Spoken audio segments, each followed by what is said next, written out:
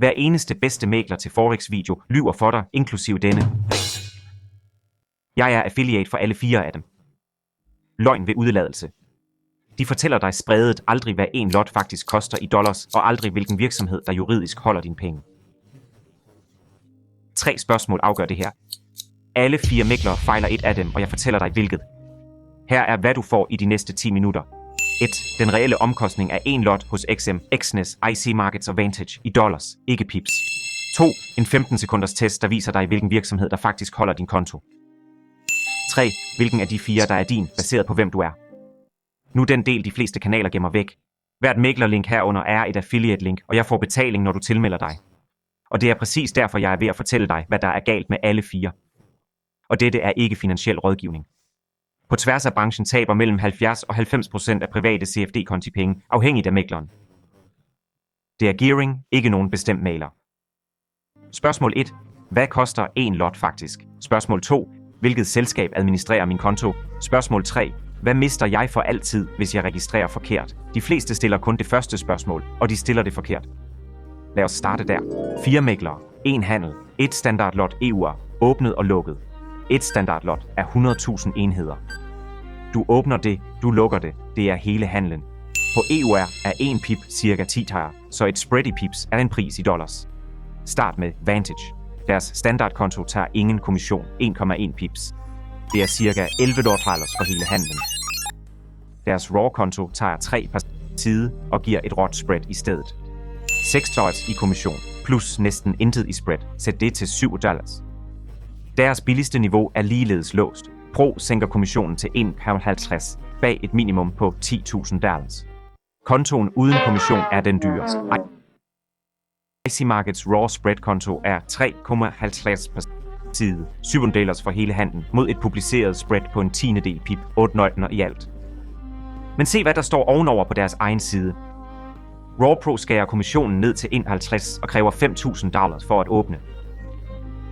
Samme mægler, samme handel, forskellige priser, sorteret efter hvor mange penge du allerede har. XM tager ingen kommission på sine detailkonti, så prisen ligger helt i spreadet. Standard starter ved 1,6 pips på EUR, altså 16 delner. Ultra Low starter ved 0,8, altså 8 delners for samme handel hos samme mægler. Og Exnist kører 3 niveauer, der priser samme handel på 3 måder.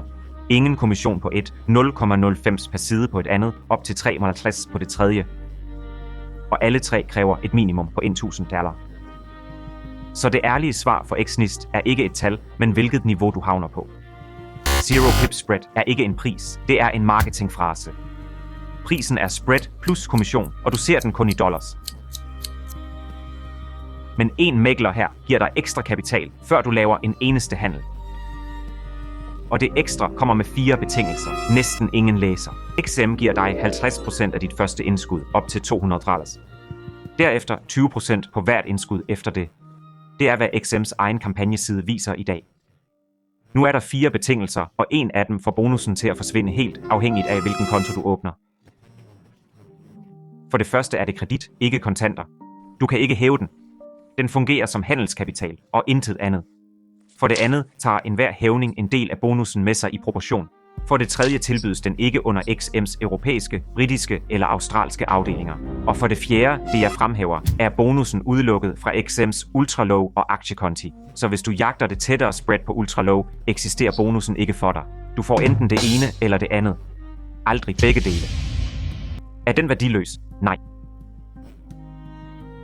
På en lille konto, som en margensbuffer, er den genuint nyttig. Bare tæl den ikke som penge. Klik ikke nu. Du ved ikke, hvilken type du er, og at vælge forkert er den dyre fejl her. Exness fungerer helt anderledes, og forskellen er hele pointen. XM giver dig kredit. En Exness partner giver dig kontanter. Hver handel du foretager, tjener maileren på spread eller kommission. Og hver partner bestemmer, hvor meget af deres andel, der går tilbage til traderen. Det er en rabat, og 4 ting gør den til noget særligt. Det er rigtige penge. De lander på din kontosaldo. Det betales automatisk. Det kan hæves uden omsætningskrav. Og det er permanent. Det udløber ikke, og det falder ikke. En bonus er et engangstilskud med betingelser. En rabat er en permanent besparelse på hver eneste handel, du nogensinde foretager. Handler du en gang om måneden, vinder bonusen. Handler du hver uge, er det ikke engang tæt. Alt indtil dette punkt antog én ting. At du ved, hvilket selskab, der faktisk har dine penge. Det gør du næsten helt sikkert ikke. Og det er ikke din skyld. Det er designet sådan. XM, IC Markets, Vantage, det er ikke virksomheder.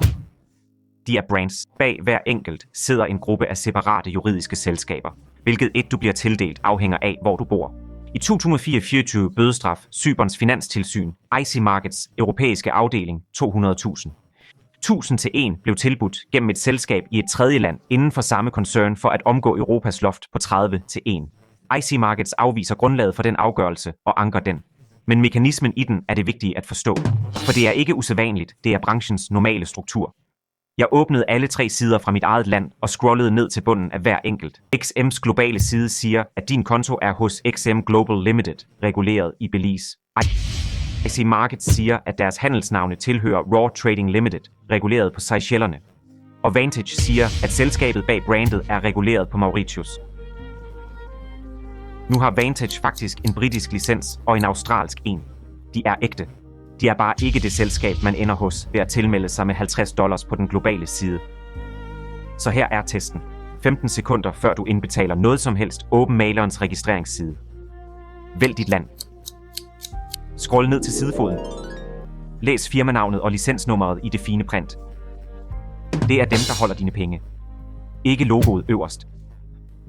Hvis det navn ender i Belize, Seychellerne eller Mauritius, kan du stadig handle der. Men nu ved du, hvad du rent faktisk skriver under på. Hvis du starter småt, er Vantage din dør ind. $50 åbner deres RAW-konto.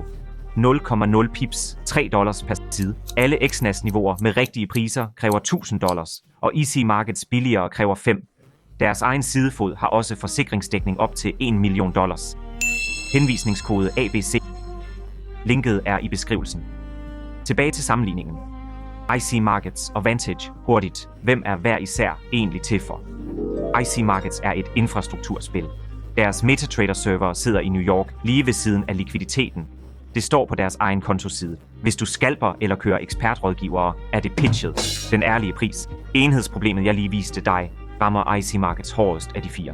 Vantage er lav indgangsvalget. Handlet siden 2009. Kundemidler adskilt i tier 1-banker plus forsikring oveni. Den ærlige pris, deres pro-konto, den virkelig billige, kræver $10.000. Under det er du på RAW, som er okay, ikke exceptionelt. Så 3 spørgsmål, 4 mailere.